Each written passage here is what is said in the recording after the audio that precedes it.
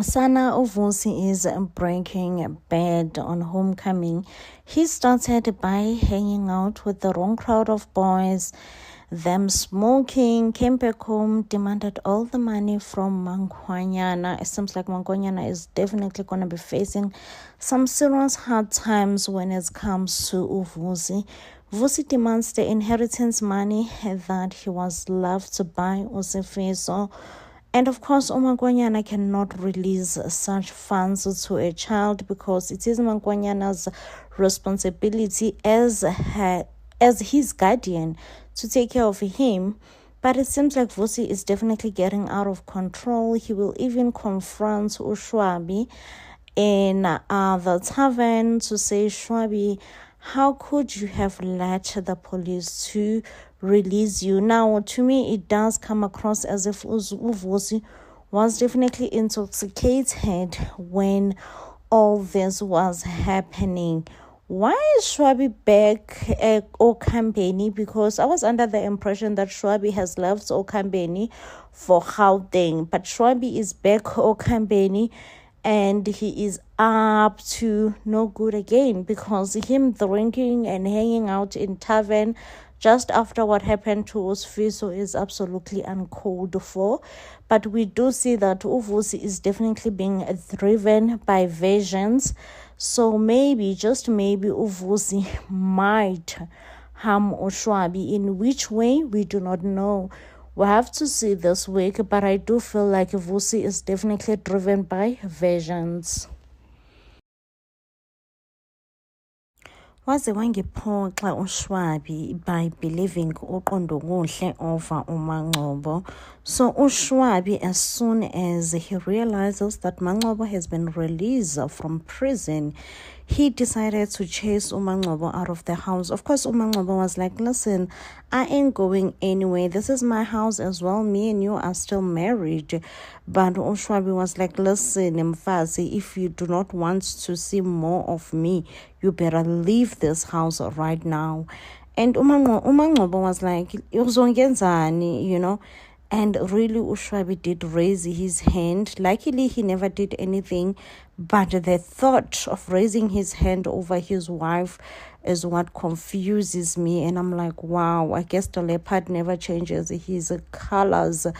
And Umangcobo was therefore forced to go and sleep in his saloon. Now, Ushwabi luckily was told by his friend Uguti, no, that video was actually manipulated. That's not the whole video that you saw. And he gets to see the real video, even though it's really too late. And I don't know how Shwabi will fix his marriage. And at this point, I really don't want Umangcobo to go back and live with Ushwabi anymore. Like, a man who does not stand with you and defend with you, and he should have believed his wife in the first place. There is absolutely no excuse for him not believing his wife. And I don't know what he will say and what his intention, like what is he intending to say that will sound sane and sound towards Umangcobo over what he has done, you know. And I'm like, yeah, Shwabi, at this point, like, I am so mad at you. Like, I'm so mad at you. But it does seem like Shwabi tried to discipline Uqondo Kuhle. Uqondo Kuhle got a bit of a spanking. Uqondo Kuhle is just a rotten child at this point. You know, one of those children that you really cannot do anything for them.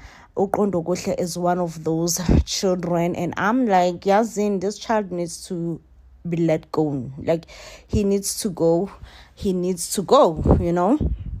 So hopefully Ushwabi will realize and see ukuthi no, Uqondo Kuhle really cannot live under the same roof with him and Umangcobo. And I really don't want Umangcobo to go back to Ushwabi. Shwabi is not a good man at all, okay? He really needs to stay with his spoiled child, Uqondo Kuhle. But yeah, I am deeply disappointed on Ushwabi. After Zethu refused to marry Ushobane, Shobane has been dealing with a heartbreak, and things has definitely been tough for Ushobane. And I would like to blame Metron for this. You all remember how protective Metron was over Ushobane. She did not want Shobane to date anyone. In a way, it's as if Metron did not wanted Ushobane to experience a heartbreak. So it definitely does feel like Ushobane is experiencing a heartbreak for the first time in his life when Uzethu refused to marry him or ran out of church. Now, I will not excuse Zethu's behavior. Absolutely disgusting, okay? The way she was moving around from one man to another, like, it was a very much disgusting behavior. I mean, she could have told Ushobane earlier on that, listen, Shobane, I will not and I cannot move forward and marry you, not after what just happened with Fiso. But she chose not to do that. If anything, she chose to go and humiliate Ushobane in church. However, Ushobane definitely does behave like someone whom once protected from a heartbreak, okay? Because we know how Metron was giving all Shobane's girlfriends hard time. And you can tell that Shobane was being shielded, he was being shielded from experiencing a heartbreak. Now that he has officially experienced a heartbreak and it's so painful, now he is a drunkard. Like he is just decided to go to, you know what, I'm gonna drown myself, I'm gonna drown my sorrows in consuming a lot of alcohol. Now he did show up to work extremely drunk.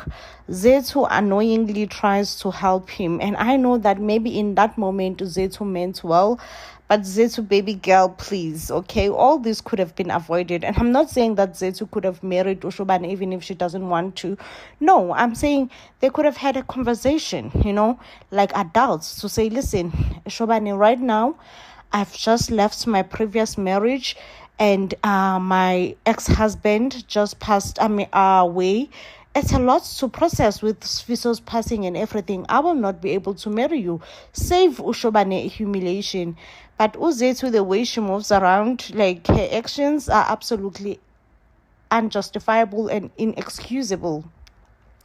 So yes, okay, I am mad at Uzethu, but I'm also mad at Umetron for shielding Ushobane so much from a heartbreak. You can just tell that this is Shobane's first time ever really truthfully experiencing a heartbreak and is not taking it well. Sana, I am so done with Zethu. I'm done defending Zethu. Like, listen, I defended Zethu, and right now it's time for me to just be like, Zethu, I can't anymore, baby girl. Listen, Zethu had a chance. She had a chance to tell, or rather to cancel the marriage, or the wedding between her and Ushobane. But let me tell you, baby girl waited and dragged it till when they were in a church, in the altar. That's when she decided to say, no, she cannot move on and marry Ushobane because she is not yet over Usfiso. I'm like, okay, that's understandable, I was like, Zethu, you're moving too fast either way, I was concerned about you. But right now, I cannot even defend you. As much as I was so concerned about you, I cannot even defend you because why? Like, you had all the time in the world to cancel the marriage between you and Ushobane. You had all the time in the world, but you still drag it along just so that you can humiliate Ushobane. Ushobane is not taking this easy, and understandably so, understandably so. Shobane is now a party animal, okay? He is a party animal. He pick up each and every girl that he sees in the tavern, and Metron has lost it, And Uzethu, right after she did that, her baby girl showed up at work as if nothing happened, okay? She pulled herself up. She was like, I am going to work and no one gonna tell me otherwise. So she shows up at work like nothing happens. And when Umetron and Uthando, they were having her, I was like, honestly, someone needs to eat this girl up. Like, someone needs to do it. And I did not even feel sorry for her when I felt like she was just kinda a bit insulted by Metron and Uthando. Meanwhile, nkosami uMangcobo akagowi ufufela komoyeni, akagowi uyadeparture. Because things are really happening. From UQ Uqondokuhle lying about uMangcobo to uMangcobo being arrested to her being released, and her actually looking for the video proof from Uqondisani and to Ushwabi coming back home. And Ushwabi made it clear that blood is definitely thicker than water, because Ushwabi was like, lalela, ngizodinga ukuthi ungihambele la kwami, because how dare you abuse my child.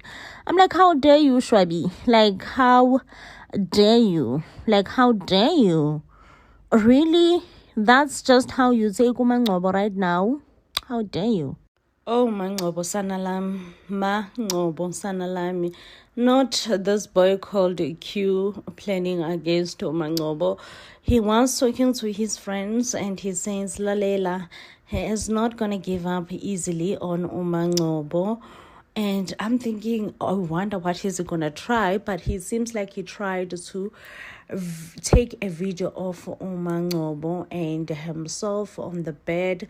Of course, uMangcobo jumped out of bed as soon as she realizes that Q is on top of her. But it seems like the video will be a bit manipulated and it will look like Mangcobo was definitely trying to take advantage of a minor. And by the looks of things, Mangcobo will not even attend Zethu's wedding because she will be behind bars.